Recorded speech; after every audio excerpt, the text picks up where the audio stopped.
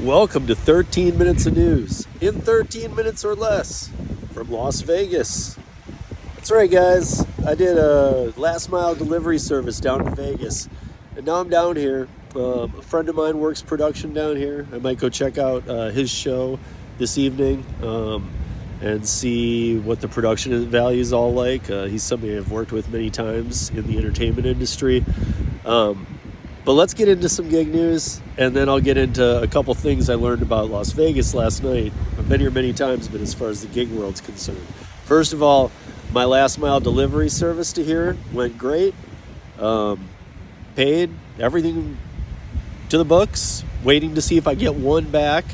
The volume for orders in last mile space here are lower. So we'll see if maybe a scheduled comes through. I'm even willing to wait till Monday if I need to. I do have a place to stay with my friend. He lives here in Vegas, obviously. But let's jump into the news. So California gig Uber Lyft drivers are being spontaneously deactivated. We've seen things like this before, but it's not the same. I think this is more based on the Prop 22 money, because without if they have to do the Prop 22 money for everybody that's on the platform, it becomes a little much. So I think it's it's kind of weird and interesting, because it's making it them have to desaturize or oversaturate the market that they've saturated so bad. And I think to do that, the only way is to do these kind of deactivations. Now, are they legit? I don't know. Are there some challenges? Probably from the drivers there that are legit to be had. But I think they're just trying to thin out the number and maybe not have as many drivers and kind of thing, because that Prop 22 money is adding up. These are things we've talked about before. This is why a union/employee model will never, ever work for the gig economy, period. These apps were not created to do that. It will never work. So I think that now we're seeing the bad effects of a Prop 22. And that's just one state. It is the biggest state, but nonetheless, it's a real thing that's happening to drivers, and we need to pay attention to it. And I will be, for sure. Uber and Lyft, the New York City situation. If you guys remember, they were supposed to get a 7 or 8% raise in December, right before Christmas, and it got postponed. Uber and Lyft said no, and the TLC said, okay, well, we're gonna go to court on this. So next week they will be deciding on a 9% raise that looks like they won't be able to. Uber and Lyft won't be able to extend it again. This is it. It's going to get decided on by the TLC, and they're going to make some decisions, and it looks like it's going to go through. So all of you New York drivers who got screwed over right before Christmas on that bonus you had been counting on for months, it looks like it won't be retroactive, but it looks like it's going to go into place for you. So hopefully that kind of thing helps. I know New York's a different animal altogether, so best of luck to those guys. So out of TechCrunch, Uber, this is the headline: Uber is coming for Instacart.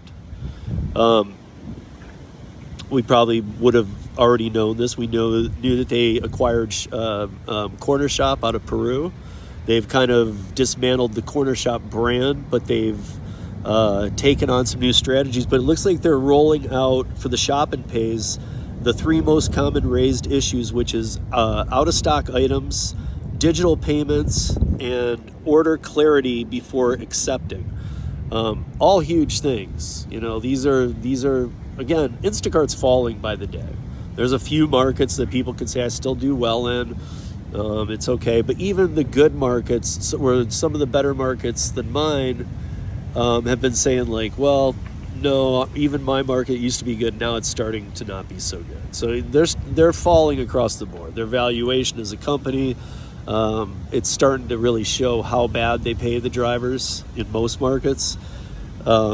So I think we're going to see some real stepping up there by them. And then, I wanted to tell you guys, so today will be a little shorter than the 13 minutes. We will stay under it, because I only have a few more minutes of things to say because I'm on the road. It was a little harder to get the news together, but I wanted to get this out to you guys. So So here in Vegas, I turned on my DoorDash and Instacart last night, and I was like, let's see if these end up better than in my Denver market. And I got to tell you guys, for Instacart, I was seeing worse offers than Denver, which I used to say, Denver has to be the worst market. I don't see anything here in Vegas I would take. Every single thing I've seen are like a couple for the Instacarts, a couple are like from like specialty food stores, and especially this one that I'm near, I keep seeing offers from, but every one of them is 12 to 14 miles away to deliver, and the store is 3 miles from where I'm at. So we're looking at 15 miles, and every one is between $11 and $13 with the tip. Now, they're very low item shop, so it's like 5 to 10 items, but I'm not going to drive 15 miles south of where I am and 15 miles back for $11. I don't care if I can do the shop in 10 minutes. It's not going to happen. It's just a waste of my time and resource, everything. So Instacart, yeah, I was surprised that actually, and maybe I'm going to keep it on today too. Maybe I'll see something better, but I have not seen anything. I've been taking some screenshots, and I'll be making a video when I get back to Denver. The DoorDash here completely sucks. It was showing like the plus $3 in every zone, but I only saw very minimal offers come through, whereas normally in Denver I see like 30 orders an hour come through plus, but they all suck. Here I was seeing very few, and they even weren't that good, and some of them wanted me to go to the Strip, and I'm not on the Strip. I'm a few blocks off the Strip, so I would never go deliver down to the Strip. I mean, that's such a nightmare to have to, the traffic. I mean, you can stay off the main road and use the back streets behind the casinos, but still you're going to have to park in those garages, go into the casino. And these are not small. Most of you guys, I'm sure, have been to Vegas. If not, you're probably at least familiar with the layout or how it works.